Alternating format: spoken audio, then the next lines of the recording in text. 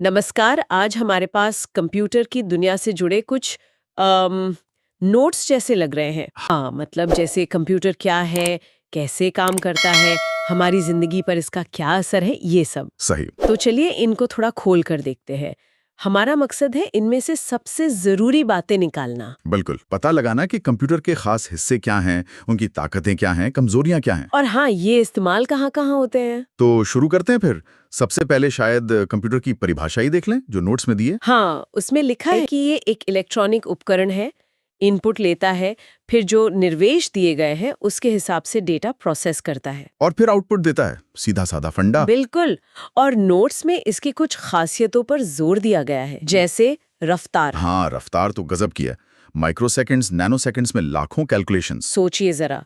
और सटीकता। सटीकता भी, बशर्ते इनपुट सही दिया गया हो, तब तो 100% एक्यूरेट। और फिर विशाल स्टोरेज कैपेसिटी है, अनलिमिटेड। मतलब कितना कुछ स्टोर कर सकते हैं, पिक्चर्स, वीडियो, टेक्स्ट। हाँ हाँ, बहुत ज्यादा डेटा। और परिश्रम भी, मतलब बिना थके लगातार काम करते रहना। सही। और एक ही मशीन से कई अलग अलग काम, बहुमुखी प्रतिभा। बिल्कुल। विश्वसनीयता भी है और स्वचालन यानी ऑटोमेशन, ये सब मिलकर इसे बहुत पावरफुल बनाते हैं। और नोट्स कहते हैं कि इससे कागजी कार्रवाई भी कम होती है। वो तो है ही। जाहिर है, लेकिन सीमाएं भी हैं। हाँ, वही मैं कहने वाली थी, सिक्के का दूसरा पहलू। बिल्कुल। सबसे पहली चीज तो है बिजली पर निर्भरता। बिना पावर के तो डब्बा है। सही बात है। और दूसरी। दूसरी बड़ी सीमा है, इसमें अपनी समझ नहीं होती, कोई इंटेलिजेंस नहीं। नोट्स में लिखा है 0 IQ। हाँ, मतलब इसे हर कदम पर बताना पड़ता है कि क्या करना है। जी, ये खुद से कोई फैसला नहीं ले सकता। और एक और बात, ये जल्दी पुराने पड़ जाते हैं ना। टेक्नोलॉजी इतनी तेजी से बदलती है। हाँ, ये भी एक मसला है। और फिर अपग्रेड करना काफी महंगा भी हो सकता है।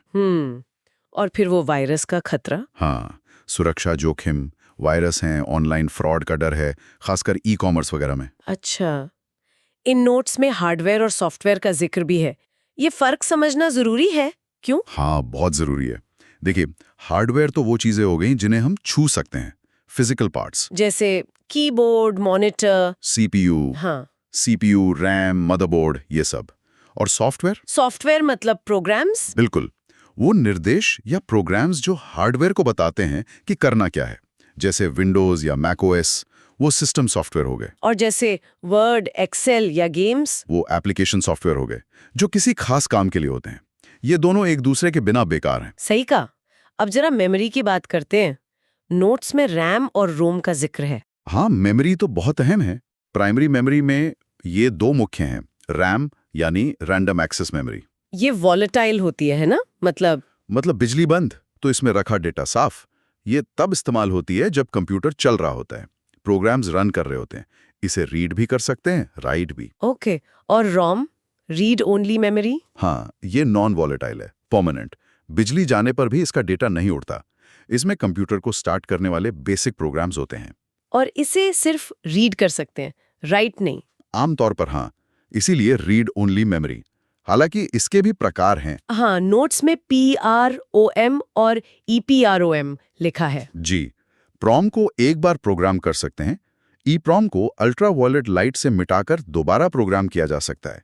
थोड़ा टेक्निकल है, पर ये विकल्प हैं। और एक कैश मेमोरी का भी जिक्र है। वो क्या चीज है? अच्छा सवाल है। कैश मेमोरी ना, CPU और मेन मेमोरी यानी रैम के बीच में एक छोटी पर बहुत तेज मेमोरी होती है। अच्छा, क्यों? क्योंकि CPU बहुत तेज काम करता है, रैम उतनी तेज नहीं। तो CPU को बार बार जिस डेटा की जरूरत पड़ती है वो कैश में रख लिया जाता है, ताकि रैम तक जाने का टाइम बचे। इससे स्पीड बढ़ती है। समझे। और रजिस्टर, वो भी मेमोरी है। हाँ। वो CPU के अंदर ही सबसे छोटी और सबसे तेज मेमोरी यूनिट्स होती हैं, कैलकुलेशन के दौरान डेटा फौरन रखने के लिए। बढ़िया। अच्छा, इन नोट्स में सुपर कंप्यूटर का भी जिक्र है। परम, क्रे, ये क्या बलाएं? भला नहीं, ये बहुत शक्तिशाली मशीनें होती हैं। इनकी स्पीड अविश्वसनीय होती है। आम कंप्यूटर से बहुत ज्यादा। अरे बहुत ज्यादा।